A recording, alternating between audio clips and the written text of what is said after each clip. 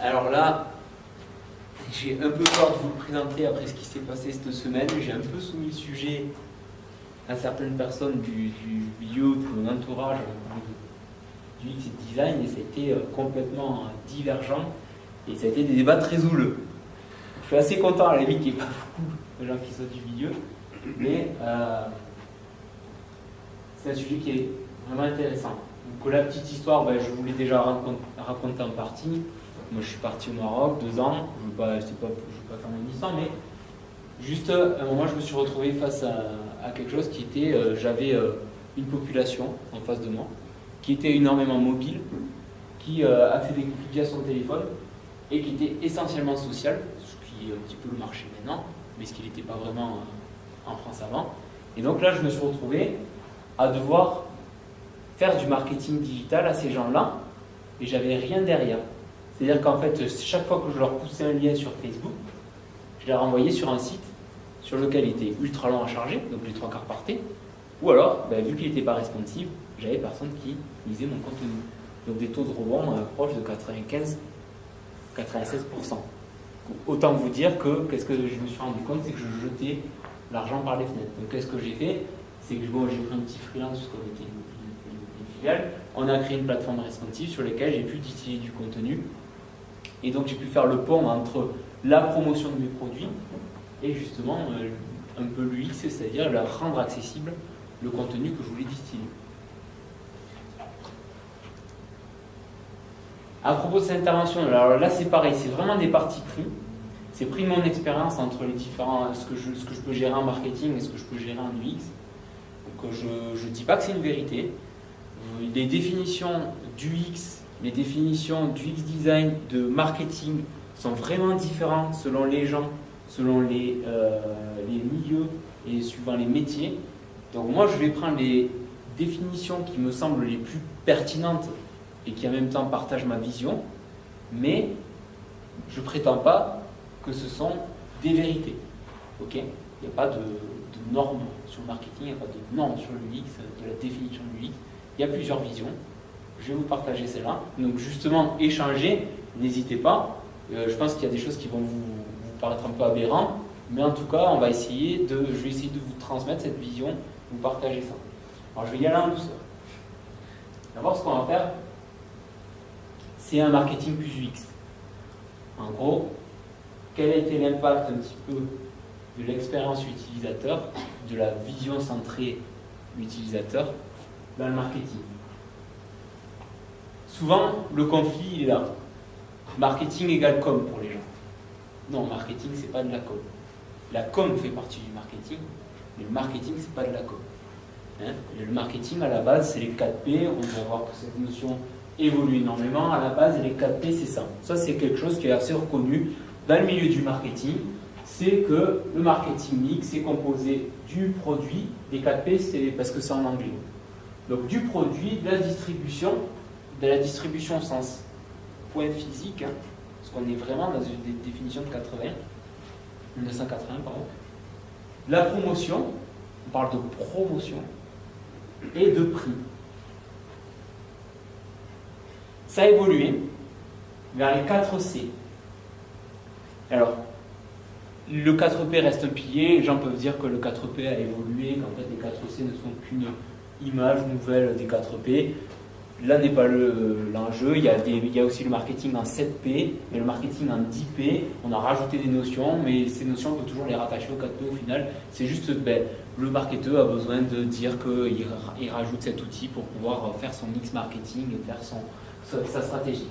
Et les 4C, c'est intéressant, pourquoi? Parce qu'il y a vraiment eu un courant qui dit, et voilà, on n'est plus dans l'ère des 1980, on est dans une ère un peu digitale, on est dans une ère où on va être plus centré sur le produit et sur les clients, plus centré sur le point de vente, mais les canaux d'accession aux produits ou aux services. On n'est plus dans de la promotion, on est dans de la communication. On verra que c'est une vraie différence là-dessus. Et, c'est ce que j'adore, en termes de prix, en termes de coût. Quelle est la différence entre le prix et le coût? Ça, c'est quand même quelque chose qui est génial aussi, c'est qu'il montre cette évolution-là. Vous savez ce que c'est la différence entre le prix et le coût? Le C'est ça. C'est ça, c'est plus une notion d'investissement. C'est-à-dire qu'à un moment donné, on était là, on dit c'est quel prix. Et après, c'est le terme de coût, c'est combien je suis prêt à dépenser pour ça. Qu'est-ce que ça va me coûter de dépenser tant d'argent dans ça ou si peu d'argent? Ça va être tout ça. Donc là, on est vraiment sur une notion complètement différente. On n'est plus placé sur le produit, encore une fois. On est placé sur vraiment le client. Par exemple, un iPhone, et je ne sais pas combien de personnes n'ont pas forcément, de manière, si on parle en manière de proportionnellement à leurs revenus, à ce qu'ils dépensent, etc., les moyens de s'acheter un iPhone, mais ils vont économiser, ils vont se priver de certaines choses pour arriver à s'acheter ça. Donc là, on est plus en termes de qu'est-ce que ça leur coûte, mais en termes de coût, pas que pécunier. Facilité de paiement, d'économiser des choses.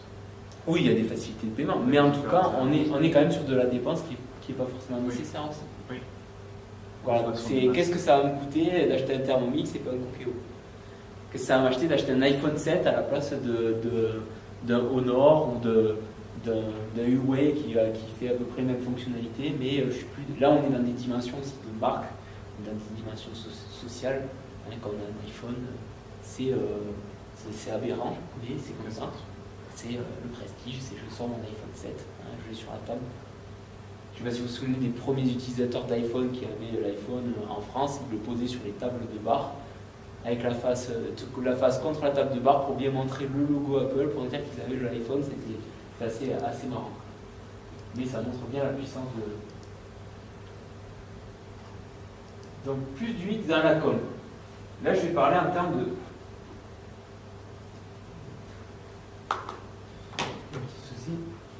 Là, on va vraiment parler de la métamorphose de la communication. Donc là, on est vraiment dans la dimension communication du marketing.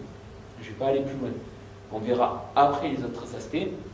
Mais là, on va se focus dans la communication parce que là, pareil, je ne vais vraiment pas tout balayer, les influenceurs, les événements, tout ce qui touche à tout ça. Je vais vraiment me focus sur certaines choses où je peux vous montrer qu'on a inclus des notions d'expérience utilisateur dans cette communication. Alors, métamorphose de la publicité, vous savez qu'en ce moment on est en pleine crise de la publicité en ligne. Vous le savez ou pas? Mais c'est parce que les gens ont trop abusé de la publicité, c'est pour ça qu'il y a des bloqueurs. Ça, on est d'accord. C'est exactement ça. Comment? Chute des taux de clics. On n'a pas le contenu sur notre bloqueur. Si on a un bloqueur, on n'a pas le contenu.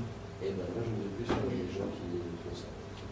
Ouais, moi c'est pas J'ai des bloqueurs et je ne vais pas utiliser des gens qui me disent ok, t'as un bloqueur, enlève-le. Écoute, non. Toi, tu vas mettre, je sais pas combien de pages de pub, donc j'ai pas envie que tu dois poser. Juste. Ouais, ça dépend de la qualité du contenu que tu recherches.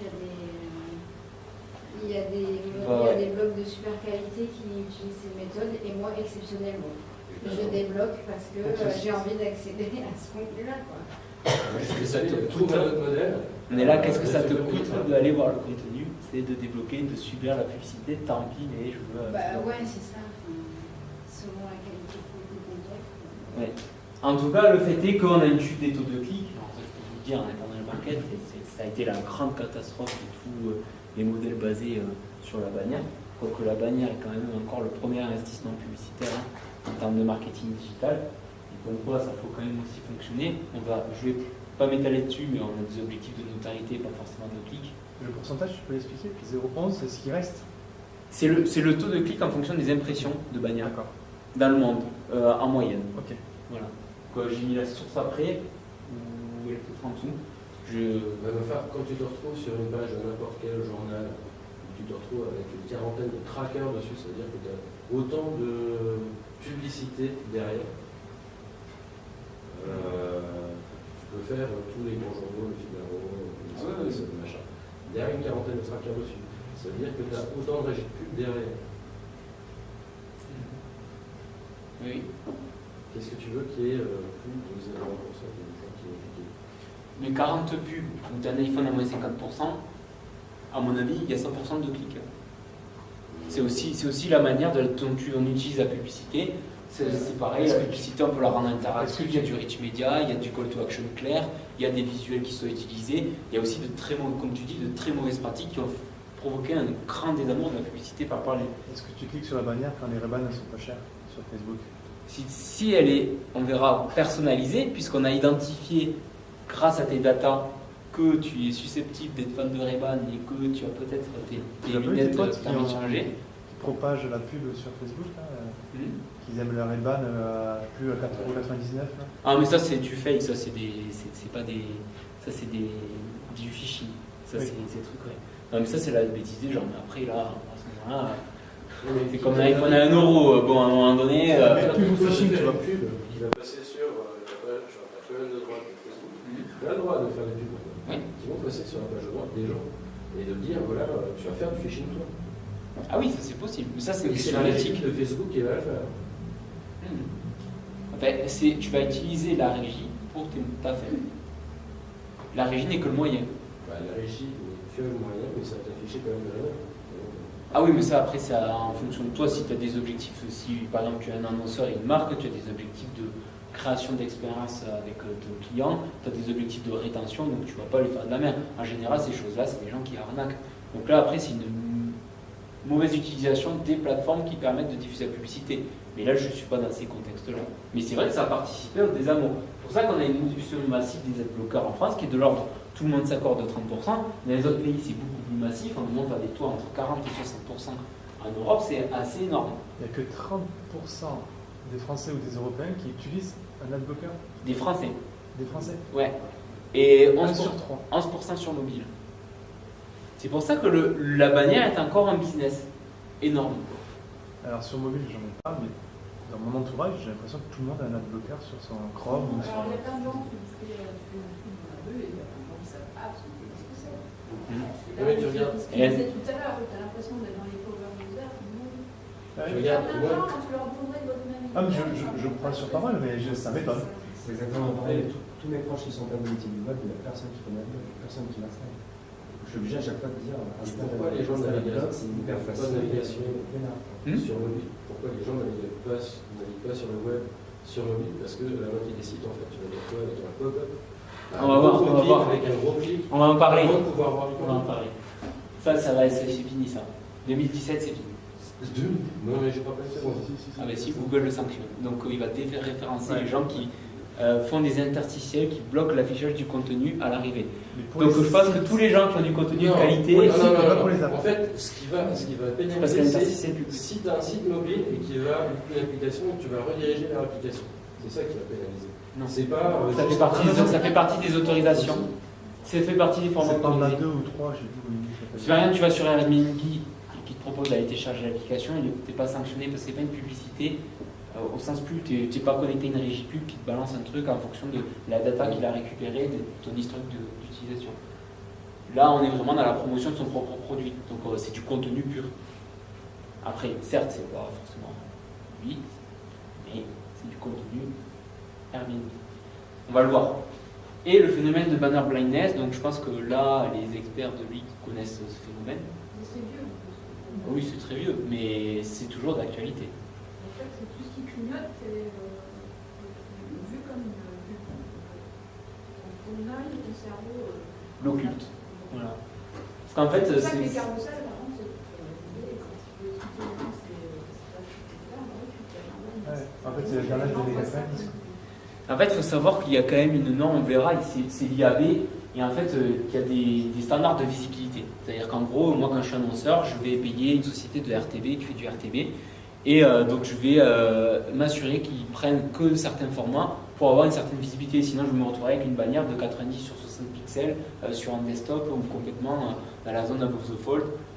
En dehors d'Above the Fold, et donc du coup je vais pas être visible et je vais rien voir, mais pourtant ma publicité va être affichée. Et pour peu qu'il y ait en plus un robot derrière qui clique et dit tiens, tu as eu quelqu'un qui est venu sur ton site, il te facture au CPC, et là c'est bien.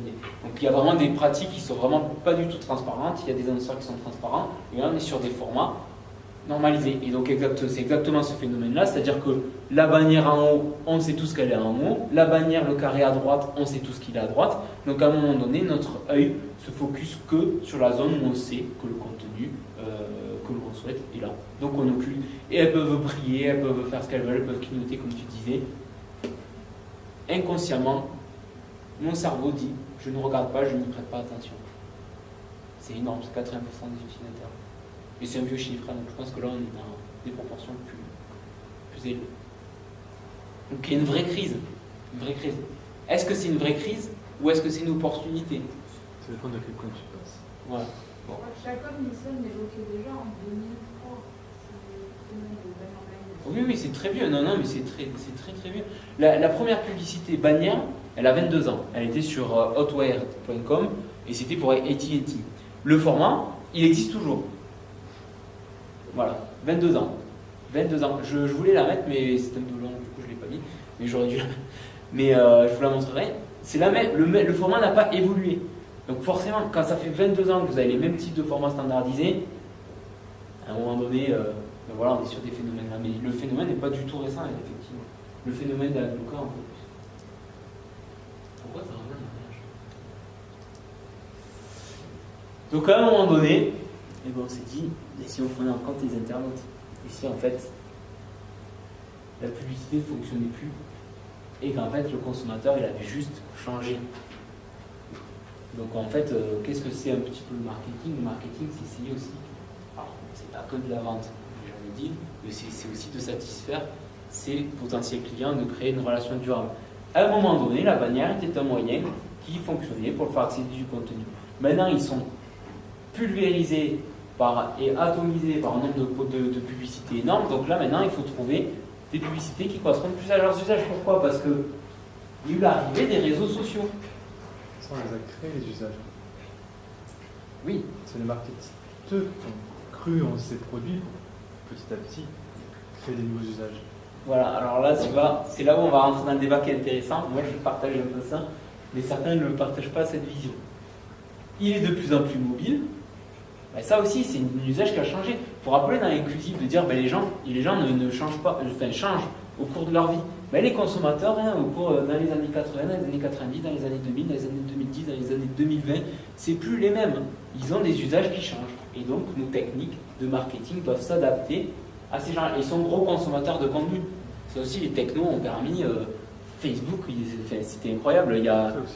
Rappelez-vous, il y a peut-être 5 ans, ou même moins de 5 ans, charger une YouTube quand vous étiez à la sortie de métro.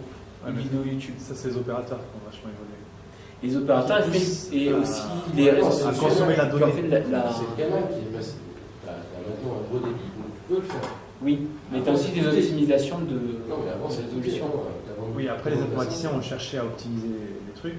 Mais déjà, tu as la qualité qui se met sur YouTube en fonction de ton débit, ce qui n'était pas forcément possible. Le gros défi, c'était les opérateurs qui disent voilà, on te donne de la donnée, et après, une fois que tu dépasses ton stockage, tu payes. Ben c'est là où on est dans une évolution technologique. Le consommateur, il change pourquoi? Parce que ce qu'il a apporté, il change. Il est social parce que maintenant, avant, si vous voulez garder contact avec quelqu'un que vous avez été rencontré aux États-Unis, vous n'envoyez pas des SMS à 50 € le SMS, j'exagère un peu, mais je suis pas loin. Et vous n'envoyez pas forcément des lettres parce que, alors vous envoyez quelques correspondances email, mais on n'était pas dans cette dimension. Déjà, dans les mails, encore maintenant, les 3/4 sont bloqués à 5 MO en capacité, quoique les photos, c'était pas forcément très. Ça dépend des clients, ça dépend de l'entreprise. Mais. Je sais pas si les entreprises sont innovantes, après. Ouais. Mais bon, la majorité sont envoyées par ça. Mais c'est vrai que voilà, on a des technologies qui nous permettent de faire des choses. Et donc le consommateur, il a besoin de s'accomplir à travers ces choses-là. Et donc du coup, nous, qu'est-ce qu'on fait? On va changer notre mode de communication avec les gens. On a créé, vous connaissez le native advertising? Qui connaît le native advertising? Je suis content de vous apprendre un truc. Vous envoyez tous les jours. Tous les jours. Vous avez été au moins exposé aujourd'hui à 4, 5, 6, 7 types de native advertising. Et le marketing de contenu, puisque maintenant on s'est dit les gens sont consommateurs de contenu, donc on va faire de la vidéo, on va faire des tutoriels, on va faire des recettes de cuisine. C'est aussi poussé par les moteurs de recherche. Ouais, exactement. On y vient sur l'influence des plateformes de délivrance de contenu, sur l'influence qu'ils ont sur le marketing. J'y viens juste après, mais c'est très bien de l'avoir souligné. Qu'est-ce que le native advertising? Ça regroupe une famille de formats publicitaires protéiformes, donc en gros multiples, qui adoptent ou approchent au plus près le design et l'ergonomie du site sur lequel il se trouve. Donc là, si on ne parle pas déjà, ça vous évoque pas l'UX un peu? Tu peux me montrer un exemple de ça? Il va y avoir après. Parce que moi je vois très bien ce qui est tenté d'être fait, mais ça s'en trouve en plein milieu de ton contenu. Tu as quand même une grosse pub en plein milieu de ton contenu. Qui n'a rien à voir. Il y a le format et il y a l'utilisation du format. C'est-à-dire Alors, que ça, c'est bien beau ce qu'on en dit. Après, la réalisation, oui, j'en ai vu. Non, mais on est d'accord. Ah oui, il faut un moyen financier pour payer tout. Voilà, il y a ça. C'est une, c'est une marque de beauté. Tu as une équipe de marketing qui est quand même centrée client et qui dit bah, tiens, moi, ma marque de beauté, je vais aller plutôt pousser des tutoriaux sur des sites spécialisés de beauté et je vais voir des influenceuses beauté. Tu as d'autres marques de beauté qui ont des équipes qui sont parachutées parce que le mec il était dans le marketing du médicament ou je sais rien. Il arrive là où il était graphiste de chez quelque part et il dit je prends en main le marketing parce que le marketing tout le monde croit que c'est de la com et il dit bah, tiens moi je vais balancer ça, je vais balancer mes tutoriels de beauté, je vais pas cibler mon public, je vais balancer ça à des hommes sur Facebook. Donc forcément là tu sais là où tu vas être choqué, tu vas dire oh là il y a eu un souci. Mais voilà, c'est encore une fois l'utilisation du moyen. C'est qu'est-ce que tu en fais? Est-ce que tu es bon en marketing pour gérer ça? Il y a beaucoup de mauvais marketeurs. Alors, c'est ce que tu es en train de dire. Ah, il y en a énormément. Il y en a énormément. Mais Parce que moi, j'en ai pas vu beaucoup de c'est vrai. Là, Après, il faut pour l'instant, expérimenter aussi. Tu expérimentes une chose, tu vois les retours et après tu continues. Il y a de l'A/B testing. Moi, sur mes campagnes Facebook, j'ai fait de l'A/B testing. Je suis arrivé à 15% de taux de conversion. Après, tu as de le conversion. Tu as plein de choses comme méthode. Et 35% de taux de clic. Donc, parce que j'ai un contenu qui plaît, je l'ai fait ciblé à la bonne personne parce que j'ai pas de ciblage. mais ces pubs-là ne sont pas en rapport ni avec l'article, ni forcément avec toi, ce que tu as envie de regarder. Alors, il y J'ai a envie de plusieurs dire- raisons- il y a plusieurs raisons à ça. Tout dépend de ta navigation aussi. Et tout dépend dans quelle catégorie tu rentres et tout dépend quel type de marketeur tu attires. Ça après, c'est une question soit de mismatch, soit c'est une question de tu apparais un profil et les gens ne sont pas capables et utilisent des plateformes et des médiums qui ne sont pas capables de délivrer un message ultra ciblé.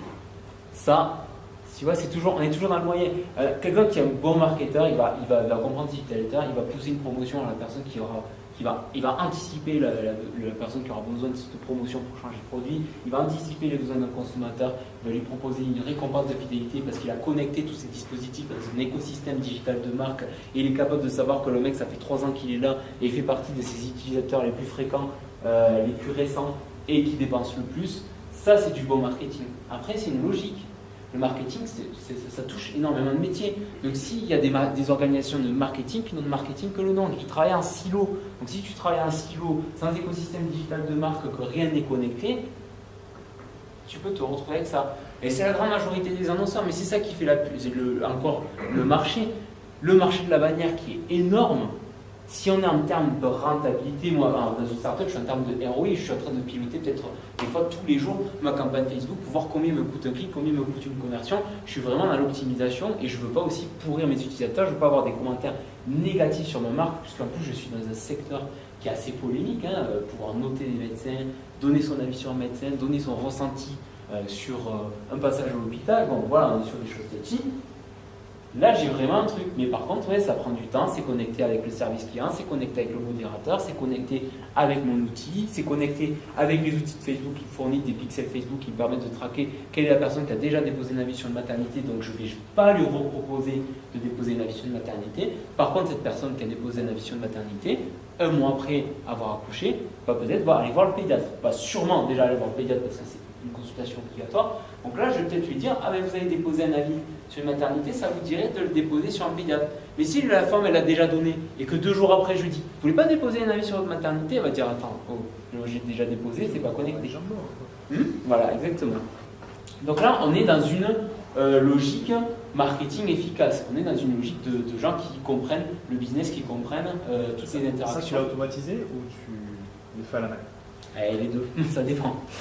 Donc en fait, tu me dis que tu vas traquer réellement tous tes utilisateurs dans tous les usages qu'ils font. Oui, grâce à Facebook. Facebook est puissant. Il est énormément puissant. Ça fait peur, mais c'est énormément puissant. Mais encore une fois, il ne me donne pas. Il ne me dit pas. À condition que tu aies un compte Facebook À condition Oui. que dans Pas le forcément. navigateur, il puisse reconnaître. En fait, c'est ça, c'est que pas forcément. Est-ce Facebook, que même. tu utilises Proxy? Enfin, moi, C'était Oui, non, mais après, il y a celui qui utilise Tor, on va pas les traquer. Mais là, on est quand même dans une tranche de population, on n'est pas sur la cible. Mais Facebook, c'était une grosse polémique, puisqu'ils sont capables de traquer des gens qui n'ont pas de compte Facebook. Oui, parce qu'en fait, ils vont sur des sites où il y a le tracker. Plus les interactions, plus les machins, plus les cookies, voilà, il y a toutes ces choses. Et plus ils sont connectés à une application qui a l'API qui, voilà. Enfin, on est dans un écosystème. Alors, ça fait peur, ça peut faire peur. Et après, encore une fois, c'est comment c'est utilisé, est-ce que c'est utilisé à bon escient ou pas. Ça, c'est une logique d'éthique. Là, on est dans une logique d'éthique. Alors, les formats de publicité natifs, vous les avez vus. Voilà, là, c'est des exemples, là, ils ne sont pas tous cités. Mais vous avez une feed sociale, vous l'avez tous vu, le post sponsorisé qui correspond aux actualités ou aux pages auxquelles vous êtes fan. Ça, c'est une publicité native. À nos amis qui ont interagi, qui suivent quelque chose, on les sollicite parce qu'on considère qu'un ami qui est proche de nous, Voilà. on va avoir les mêmes.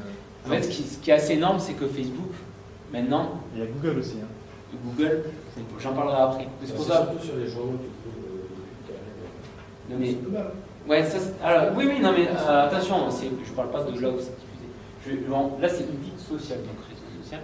On a le format AdWords aussi, qui est un format natif, qui reprend les codes en fait. C'est pour ça que les gens se trompés. Facebook, juste pour la parenthèse, est capable de savoir à peu près quand est-ce que vous allez vous marier, quand est-ce que vous allez avoir un enfant. Maintenant, sur les nouveaux inscrits. Pourquoi? Parce qu'il a tellement amassé de données, il croise tellement de probabilités. Statistiquement, il est capable de savoir à peu près quand vous allez avoir un enfant, parce que vous êtes rentré en cliquant, en faisant telle interaction avec telle personne, etc., qui correspond à 90% au profil de l'autre personne, etc. De savoir ça. Bienvenue dans Black Mirror. Exactement. Après, c'est encore une fois le moyen, c'est comment après vous l'utilisez. L'infeed éditorial ou externe, ben ça c'est pareil. Alors soit on reprend vraiment le code du contenu du site, c'est-à-dire que je vais cliquer et j'accède à un contenu sponsorisé de l'article qui reprend les codes, qui reprend la même thématique. Ben, par exemple Peugeot qui va être sur les voitures, donc peut-être sur un truc automobile, un magazine automobile ou une section dédiée à l'automobile. Ou externe, c'est-à-dire que c'est un peu comme ça, vous cliquez, ça renvoie soit sur une page Facebook ou soit sur un contenu externe. Vous avez l'InFeed, le module de recommandation, mais ça tout le monde l'a vu, Outbrain, je pense que vous connaissez tous, il est plus ou moins pertinent. Là, je vous ai montré un exemple intéressant, c'est l'exemple de GQ. GQ, vous voyez, vous êtes que sur des magazines, l'Obs, Elle, parce qu'il y a des lectrices de GQ, sur Le Monde, et un truc un petit peu pourri. Mais, si c'est ton imprimé écran, tu auras des trucs de nana. hein? Si c'est le tien, imprimé écran. Oui, c'est le mien. Je suis parti sur, je sais plus sur quel GQ. Sur un article et c'est parti là-dessus.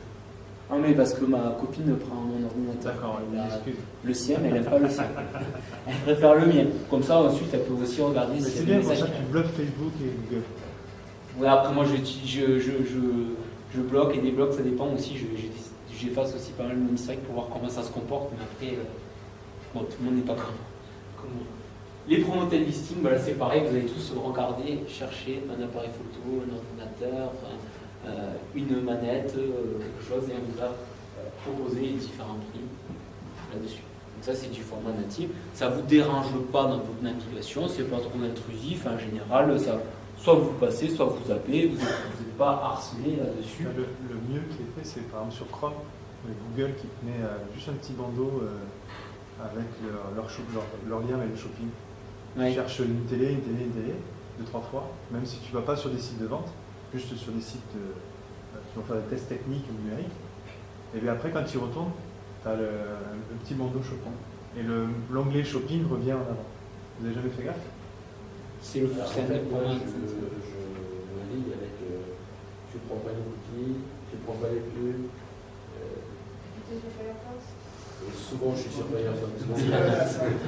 Après, moi, j'aime pas Firefox, c'est trop long, mais par rapport à Chrome. Enfin Chrome ça bouffe la...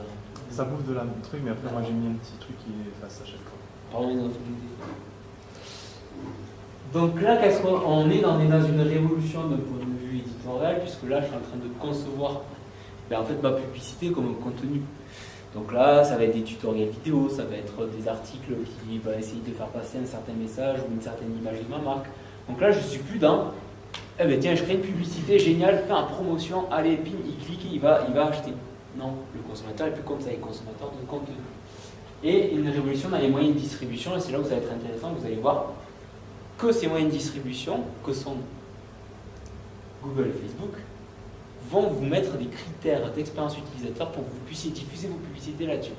Je ne sais pas si vous voyez quand même le retournement, c'est-à-dire que c'est les supports qui disent aux marketeurs, vous allez voir, non, ta publicité, on n'en veut pas. Tu diffuseras pas ta publicité, tu peux me payer 1 million d'euros avec ta publicité pourrie, j'en veux pas. Ou alors, j'en veux, parce qu'il y en a qui ont fait une marche arrière, mais je vais te déréférencer, ou je vais te déclasser, ou je vais te donner un score tellement pourri que tu vas pas être diffusé. Je vais te le dire, mais tu vas quand même insister, tant pis, tu vas payer, mais tu n'auras pas les résultats escomptés. C'est quand même énorme. Avant, c'était, moi je viens, je suis annonceur, putain, je m'appelle Cartier, je m'appelle Dior, je m'appelle truc, dans des magazines, des fois ça faisait la vie et la mort de magazine, la publicité qui était là-dedans. Là maintenant, c'est les supports qui vous disent, les gars, nous on a des utilisateurs, il ne faut pas les faire chier, il ne faut pas trop les être intrusifs, il ne faut pas trop les perturber, donc vous allez adapter votre format à nos utilisateurs. Sauf que du coup, Google et Facebook, c'est un peu incontournable, quoi. On ne peut pas passer à côté, hein. Surtout ici. Parce qu'il sera un format qui impose. Exactement. Mais est-ce qu'ils imposent pour le bien de l'utilisateur? Pour leur bien-être aussi. Et les deux. Parce que depuis tout à l'heure, tu dis, quand on dit que tu parles de data, tu dis oui, mais c'est la façon dont on s'en sert. La façon dont tu t'en sers toi. Mais eux, la façon dont ils s'en servent, on n'a rien dit. On le verra, il n'y a que deux types de business en ligne. C'est celui où on vous vend quelque chose ou celui où on vous vend vous. Il n'y a rien de gratuit. C'est gratuit, c'est quoi le produit? Ouais, je vais diffuser la vidéo. Mais je pense que les gens, qui connaît si c'est gratuit, c'est votre produit. Bon, vous avez déjà entendu Une parler vidéo de ça. ou... Oui, il y a une vidéo qui explique un petit peu. j'ai pas vu la Je la vidéo, passerai mais à la fin, si je vous ai pas perdu. Ça vous paraît intéressant ce que je dis ou... Parce que du coup, je ne vous entends pas trop réagir dessus. Alors, Facebook, donc, il a mis un score de pertinence. Qu'est-ce que c'est le score de pertinence? C'est-à-dire qu'en gros, suivant les commentaires positifs et négatifs que vous avez sur votre natif, puisque vu que c'est un format natif, les gens peuvent commenter, peuvent liker, peuvent réagir maintenant en disant gros, waouh, je pleure, etc., je suis triste. Et les actions positives versus les actions négatives, c'est-à-dire je masque la publicité ou je clique, mais c'est pas que je clique, c'est je clique et je reste sur le site, ou je reste un certain moment, j'ai pas un taux de rebond immédiat. Tout ça en fait Facebook le calcule et dit voilà votre score de 1 à 10. Si vous êtes donné au score, vous serez diffusé, mieux diffusé, et ça vous coûte moins cher, parce qu'en fait le problème de ces plateformes, c'est des systèmes d'enchères sur les données des utilisateurs qui utilisent la plateforme et sur le nombre de fois où ils consultent la plateforme. Et donc là, on dit, et on vous donne un score. Plus vous êtes pourri, plus ça va vous coûter cher et moins on vous diffuse. Plus vous êtes attractif. Voilà, exactement. Plus vous êtes attractif, plus vous proposez des contenus où les gens vont cliquer, où vont effectivement le lire, passer du temps dessus, acheter, faire de la conversion, etc. Ça vous donne un score. Facebook note votre marketing. Est-ce que votre marketing est bon sur sa plateforme? Il n'est pas bon, on vous sanctionne. Ça vous coûte plus cher. Je ne sais pas sur le navigateur, mais sur le smartphone, on n'a pas besoin de cliquer en fait. Les vidéos elles se lancent automatiquement. Et si on reste dans le scroll où il y a la vidéo, pour eux on gagne du point. Ouais. Pareil, on n'est pas obligé de... Ouais, c'est ça, un peu Interaction, interaction, action, commentaire, Un, interaction. ça te bouffe de la bande passante. 2, c'est réellement intrusif. C'est-à-dire que si tu veux voir une vidéo, qu'est-ce que ça te dit de cliquer dessus? C'est des méthodes qui sont essayées et du coup, voilà. Je peux comprendre que c'est intrusif. Quand tu es manualité sur Facebook, ils proposent de l'optimisation. Ouais. Tout dépend aussi du montant. Nous, on est un gros dépense, on fait de grosses dépenses chez Facebook, donc on a un mec qui nous appelle, qui nous aide à optimiser. Mais si t'aide de toute façon, il t'aide aussi à t'optimiser avec des outils. Qui sont la règle des 20%. On verra qu'après, ils l'ont un peu assoupli. Est-ce que vous connaissez la règle des 20% pour ceux qui ont essayé de diffuser une publicité sur Facebook? Ben, Facebook, il calcule un algorithme qui dit, il regarde le taux de texte que vous avez dans une image. Que moi, je diffusais sur Facebook encore une époque, on fait collectivement se poser la question si une photo c'était mieux qu'un statut. si ça avait plus de portée. Maintenant, je pense que vous voyez très peu de marques, de pages qui publient sans au moins une photo ou un lien. Mais voilà. Là, il a imposé le format photo, et dans le format photo, il a dit 20% de texte. Vous pouviez paramétrer une campagne à 1 million d'euros, il commence à diffuser, l'algorithme détecté, plus de publicité. Peu importe le montant que vous mettiez. Alors après, peut-être qu'il y avait, tu vois, les gros annonceurs, il y a un petit peu plus de commercial, etc. Mais 20% de texte, on arrête. Là, ils l'ont assoupli, c'est-à-dire qu'en gros, maintenant, ils ont dit, plus vous mettez de texte, moins vous êtes diffusé, ils font comme AdWords, et plus ça vous coûte cher. Donc là, il y a des degrés. Image, texte, image, c'est OK. Là, l'image, avec un petit peu, vous passez, mais c'est pas très très bon. Plus vous avez de texte, là, vous passez du texte, plus le logo, plus ça, mais là, ça passe quasiment plus. Et là, on vous dit carrément, voilà, vous n'atteindrez sûrement pas votre audience si vous utilisez une image avec autant de texte. On vous le dit. Donc, pour les campagnes sur Facebook, il faut faire toujours un test pour avoir la moyenne et après. Ils encouragent l'A/B testing, mais après l'A/B testing sur Facebook, ça coûte très cher. Parce que en fait, la notion de marketing aussi, ça prend en compte le contexte d'utilisation. C'est-à-dire que tu vas avoir des gens sur ta publicité qui sont au moins dans un contexte où ils sont en contexte de pré-phase d'achat, un processus de réflexion d'achat et presque à passer à l'intention, comme ils peuvent être aussi dans une phase juste de réflexion, mais pas très aboutie. Donc si tu n'es pas sur la durée, tu ne peux pas savoir la pertinence d'une campagne. Est-ce que la personne, elle est en déplacement, elle n'utilise pas Facebook en déplacement, elle a autre chose à foutre que de regarder les publicités ce jour-là, mais peut-être que 2 jours après, elle était peinante chez elle le dimanche. Ça, Facebook te le fournit aussi. Hein. Mais c'est ça de l'A/B testing. Par contre, ça coûte très cher. Parce que du coup, il faut diffuser des campagnes, il faut diffuser en masse, il faut diffuser sur la durée. Pour peu qu'elle marche un peu, mais que derrière, tu n'as pas ton contenu qui est optimisé, tu perds de l'argent. Mais oui, Facebook encourage l'A/B testing. Les tests, c'est sur compte. Et par exemple, pour des produits de vente, un test en moyenne, c'est combien de temps? Une semaine? Tout dépend de ton produit en fait. Tout dépend de ton produit, l'attractivité de ta publicité, l'attractivité de ton offre, la nécessité, la ciblage que tu as. Le volume de l'audience. Parce que si tu envoies ton échantillon à 1000 personnes, tu auras des retours moins significatifs que si tu l'envoies à 100 000.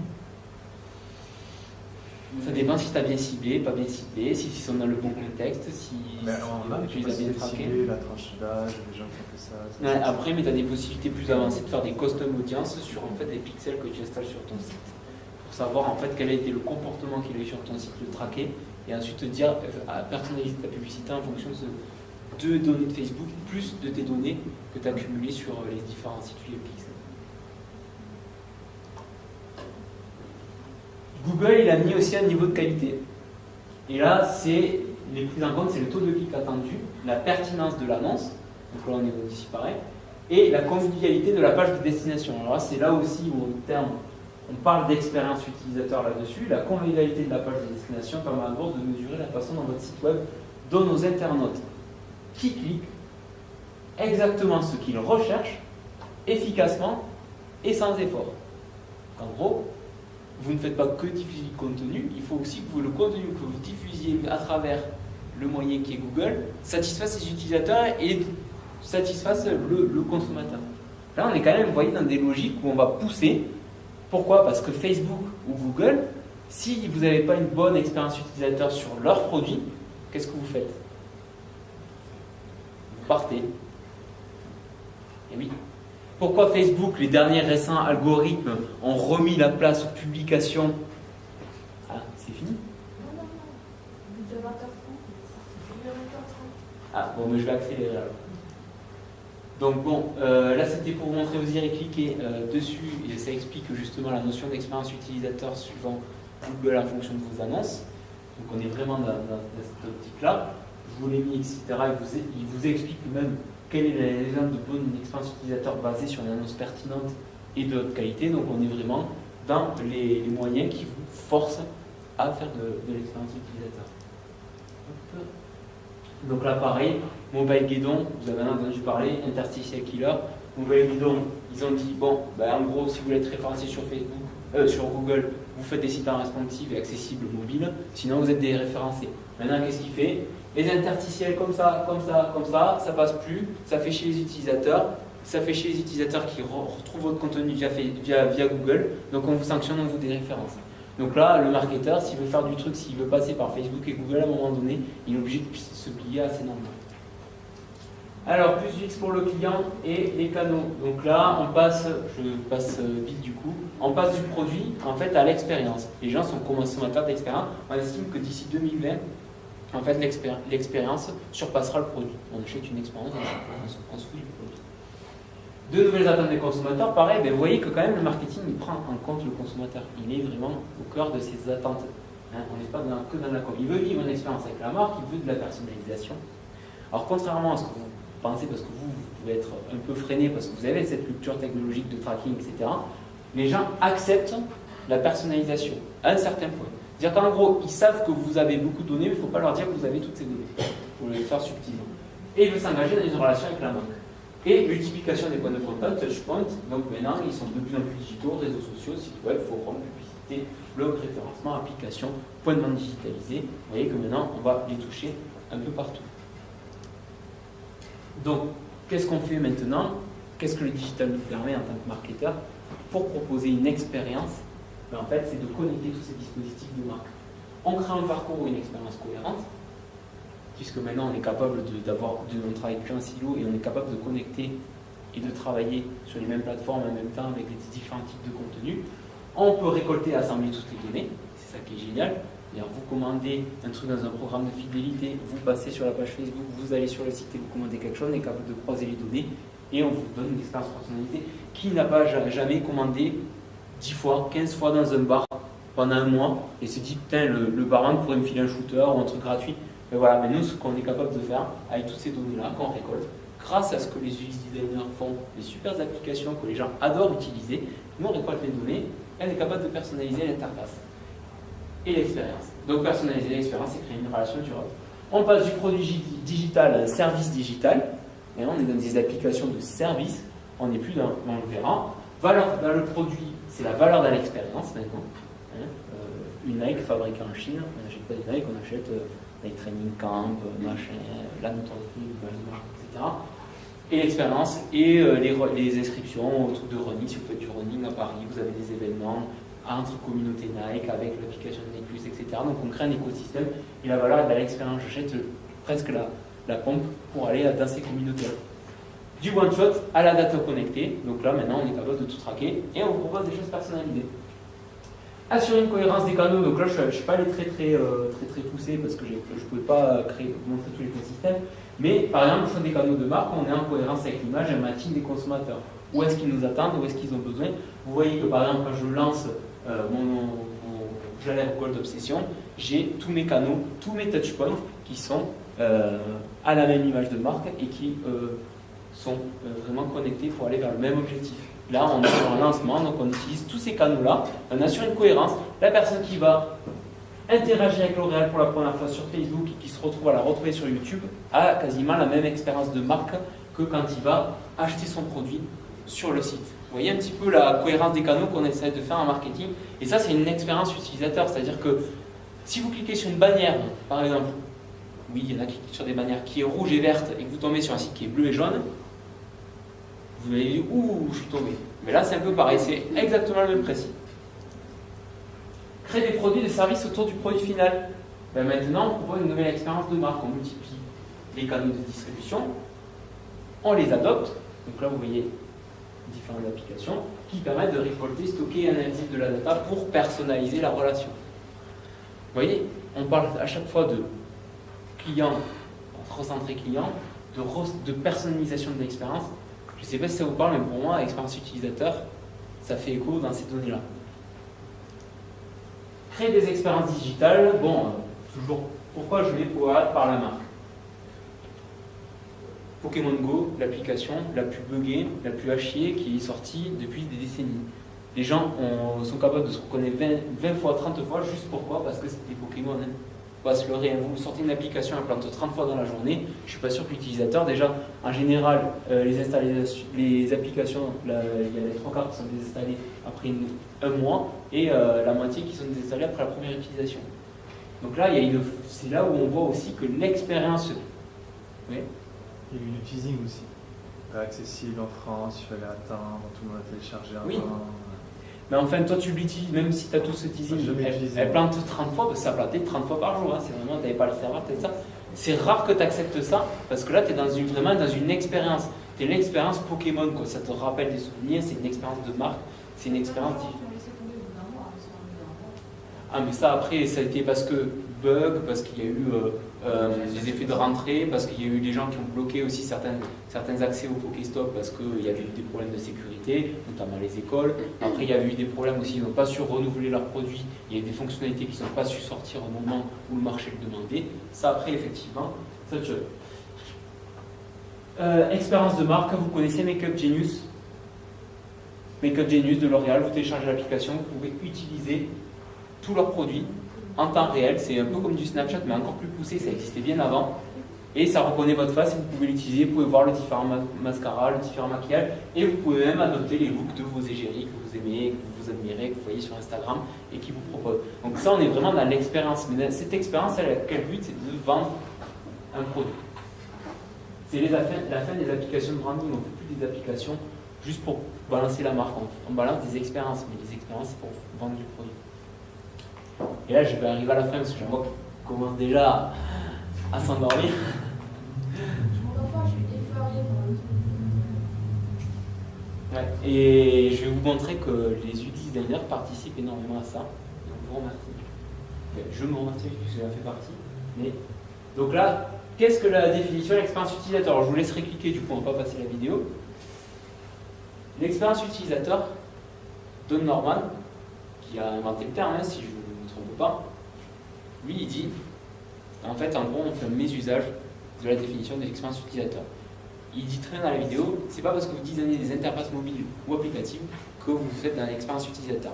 Pour l'expérience utilisateur, chez Apple, c'était quoi? C'était le moment où vous découvrez le produit, c'était le moment où vous l'achetez, c'était le moment où vous le déballez, c'était le moment où vous le mettez dans la voiture et que le carton il était énorme et que ça vous faisait chier et que vous ne pouvez pas y aller, c'était le moment où vous l'utilisez, c'était le moment où vous le consommez jusqu'au moment où vous le jetez. Tout ça, c'est une expérience de l'utilisateur. C'est pas moi qui le dis, hein, c'est lui. Donc déjà, vous voyez, je sais qu'il y en a qui commencent à se crisper, qui commencent à dire « il y a une expérience utilisateur », mais c'est en fait tous les aspects que vous avez, interaction avec la business, ses services et ses produits. Pourquoi? Parce que, voilà, là j'explique un peu, vous verrez le marketing en fait. Le marketing c'est bien plus que ce qu'on croit, c'est pas de la com, c'est vraiment prendre en compte les besoins des consommateurs et les moyens d'action utilisés par les organisations pour influencer ce comportement, mais en même temps on se conforme aux désirs des consommateurs et on a une discipline de gestion qui permet de s'assurer sur le long terme d'une fidélité soutenue. Je ne sais pas si ça vous parle de taux de rétention dans vos applications, dans vos interfaces, en posant pour le jour, et à très court terme des gestes nécessaires au renforcement de sa satisfaction. Donc là, vous verrez cette vidéo qui est très intéressante si c'est gratuit, c'est vous le produit. Donc il n'y a que 2 types de business, il ne faut pas se leurrer. Comment on paye vos salaires?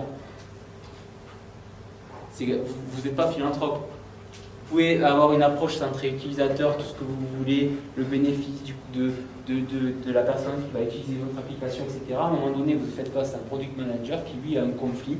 C'est-à-dire, à un moment donné, oui, et c'est une question d'éthique aussi, mais c'est oui, il doit être satisfait l'utilisateur, mais je satisfais mon utilisateur dans quoi? Dans un objectif business. Ou alors, je ne sais pas si vous connaissez des business gratuits. Enfin, des choses gratuites, des interfaces ultra poussées qui sont gratuites, à part de fondations comme Mozilla, mais apparemment ils vont même arrêter leur Firefox parce que ça leur coûte trop cher. Je ne suis pas sûr. Il y a la publicité. Non, mais je suis pas sûr que. Oui, mais donc il y a un produit payant. Donc le produit gratuit est un produit d'appel. Donc dans tous les cas, l'objectif, la finalité, c'est le payant. Je ne suis pas sûr que le gratuit soit vraiment 100% gratuit. Il y a de la publicité. Non. Non, il y a des données. En fait, il y a un service Enfin, aux États-Unis. Quand tu es à GitHub, quand tu es informaticien, tu viens mettre tes truc là, tu couches ton code. Et en fait, derrière, il y a quelque chose qui va réfléchir. Tu as fait du C++, on va t'inciter à faire. GitHub, c'est pas gratuit, hein, t'as des solutions payantes. Oui, mais même la solution gratuite, en fait, c'est toi le client. C'est ce que je suis en train de dire, c'est qu'il y a un truc de mise en relation avec des entreprises qui vont te chercher. Et c'est des entreprises qui vont payer. On a essayé de le mettre en France, mais on n'a pas accès. Ils nous ont dit non, c'est qu'aux États-Unis que c'est testé. Je peux, moi, en tant que chercheur d'informaticien, aller sur GitHub et prendre leur service et ils vont me solliciter les gens qui pushent du C++ s'ils cherchent un C++. S'ils cherchent un Java J2E, ils vont pousser le Java J2E. Et qui ont un code propre, qui correspond à des applications que tu souhaites développer. Et donc, c'est pas gratuit du coup, même si tu pushes tes codes. Exactement. Donc c'est ça, en fait c'est ce que j'explique, en fait il y a l'UX design et l'UX, et en fait l'UX design c'est une manière d'apporter, à rendre le marketing, et le marketing est en fait l'expérience utilisateur. Pourquoi? Parce que l'expérience utilisateur, en fait l'utilisateur c'est un client. Si vous êtes payé dans toutes les manières avec vos données, ou vous payez avec votre argent, ou avec n'importe quel autre moyen, l'utilisateur c'est juste un moyen de dire que vous êtes un client. Toutes les interfaces que vous utilisez, à un moment donné, vous les payez. Si elles sont gratuites, vous les payez. Si elles ne sont pas gratuites, vous payez avec de l'argent. Que ça soit de la souscription, que ça soit une licence, vous payez en permanence puisque vos données sont un moyen de paiement. Et donc du coup, j'explique bien que c'est bien bientôt fini. Hein. Une approche UX sans vision business ne fonctionne pas. Là, aujourd'hui, c'est Luc Wroblewski, je ne sais pas si vous connaissez, qui est product manager chez Google. Et qu'est-ce qu'il dit? Voilà, on a créé quelque chose de nouveau, et les gens se disent, ben, pourquoi j'en ai besoin? Ok, voilà le travail, la vision UX. Si vous êtes le vision UX design, si vous n'êtes pas dans le marketing et dans l'expérience utilisateur. Et là, vous voyez, j'ai créé une meilleure version de quelque chose qui existe déjà. Les gens se disent, j'en ai déjà un. Moi, j'ai l'application Nike+. Si j'ai une approche uniquement centrée utilisateur, je peux créer une application qui est mieux que Nike+, qui va aller beaucoup plus loin, qui traque mieux, qui va te